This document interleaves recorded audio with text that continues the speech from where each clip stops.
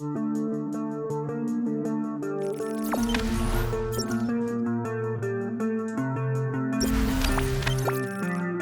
di laga PSMS Medan vs Sulut United, kiper Ferry Bagus masuk rumah sakit, leher ditendang Rahmat Hidayat.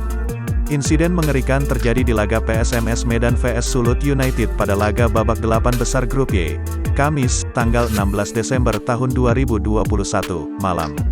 Kiper Sulut United Ferry Bagus Kurniawan mengalami cedera akibat benturan dengan pemain PSMS Medan Rahmat Hidayat.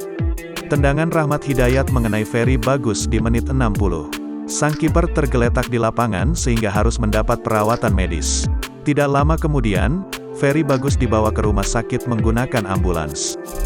Ferry terlibat benturan keras dengan pemain PSMS Medan Rahmat Hidayat di dalam kotak penalti saat berebut bola.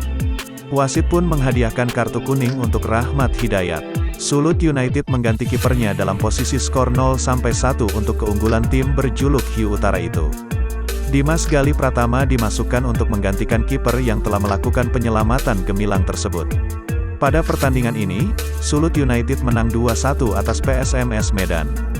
Gol PSMS Medan diciptakan oleh Viwi Dwipan di menit ke-88. Sementara 2 gol Sulut United diciptakan oleh Patri Wanggai di menit ke-47 dan Mahdi Albar di menit ke-77.